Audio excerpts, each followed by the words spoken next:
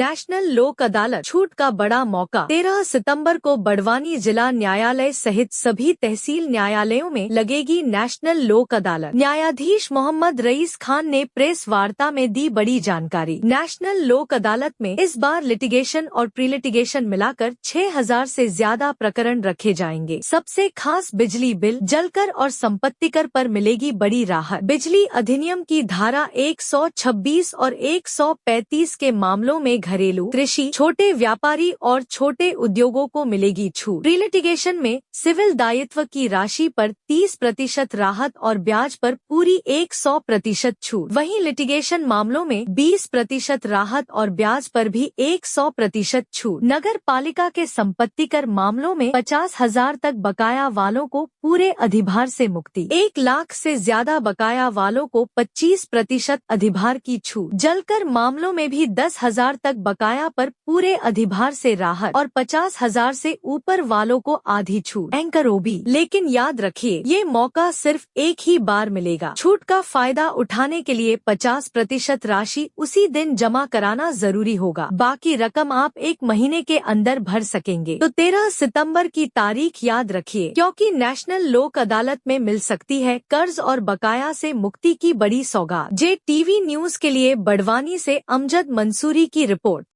जी, ये राष्ट्रीय विधिक सेवा प्राधिकरण और राज्य विधिक सेवा प्राधिकरण एवं इस जिला बड़वानी के प्रधान जिला एवं सत्र न्यायाधीश माननीय श्री महेंद्र कुमार साहब के मार्गदर्शन में इस वर्ष की तीसरी नेशनल लोक अदालत का आयोजन होना है। जिस हेतु अगर हम तैयारी की बात करें तो प्री लिटिगेशन और जो कोर्ट में पेंडिंग केसेस हैं उन केसों के संबंध में हमने अधिवक्ताओं और पक्षकारों के साथ और जजों के साथ प्री सीटिंग की है। उसमें एक अच्छा रुझान आया है सामने कि इस बार अधिक से अधिक संख्या में केसों का डिस्पोजल होगा लोक अदालत के माध्यम से। ये हमें आभास हुआ है जो प्री सीटिंग की गई उसके माध्यम से। साथ ही इस लोक अदालत के प्रचार प्रसार की बात करें तो हम नगर पालिका और विद्युत मंडल की जो गाड़ियाँ गांव घूमती है उनके माध्यम से अभी हमने डोंगल और बैनर लगा के उसके प्रचार प्रसार की भी व्यवस्था की है।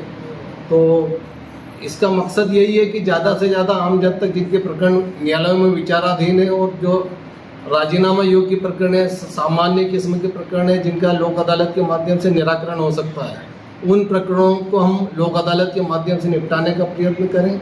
इन प्रचार वाहनों के माध्यम से हम लोक अदालत के लाभ भी बताते हैं कि इस लोक अदालत के माध्यम से अगर प्रकरण निपटता है तो उन लोगों को क्या क्या लाभ हो सकता है। अगर लोक अदालत की तैयारी की बात करें तो इस बार माननीय प्रधान जिला न्यायाधीश महोदय के निर्देशन में 18 खंडपीठों का गठन किया गया है पूरे जिले में, जिसमें बड़वानी, सेंधवा, राजपुर और अंजड़ और खेतिया चारों तहसील और एक जिला मुख्यालय शामिल है। इसमें रेगुलर केसेस जो कोर्टों में विचाराधीन है, इसमें 960 केस हमने नियमित केसों को रेफर किया है। इसमें MACT के केस हैं, 138 चेक बाउंस संबंधी केस है, सिविल नेचर के केस है और क्रिमिनल जो राजीनामा योग्य मामले हैं उन मामलों को हमने इसमें रेफर किया है। साथ ही प्री लिटिगेशन के मामलों की बात करें तो 5013 केस को हम प्री लिटिगेशन स्तर पर रेफर किए गए हैं। इसमें MPEB से संबंधित बिल बकाया संबंधी केस हो सकते हैं, नगर पालिका के संपत्ति कर, जलकर और ये सब केस हो सकते हैं। विशेष बात ये रहती है लोक अदालत में कि संपत्ति कर और जलकर इत्यादि और विद्युत के बिल जो होते हैं उसमें बहुत अच्छी छूट भी प्राप्त होती है। तो और दूसरा पहलू एक ये भी है कि लोक अदालत के माध्यम से जो केस निराकृत होते हैं उनमें कोई अपील नहीं होती है, एक आपसी सामंजस्य के माध्यम से इसका निराकरण होता है और लोक अदालत का एक ही नारा है कि ना कोई जीता ना कोई हारा।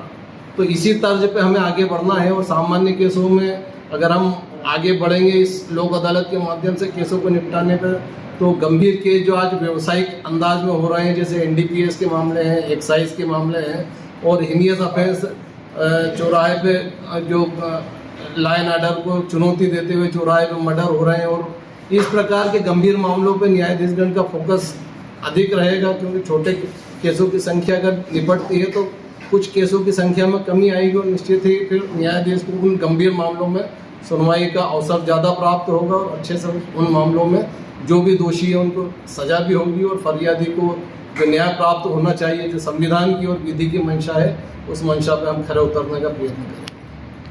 JTV न्यूज से जुड़े रहने के लिए हमारी खबरों को लाइक और शेयर करें, हमारे चैनल को सब्सक्राइब करें और अपडेट रहे हर छोटी बड़ी खबरों से।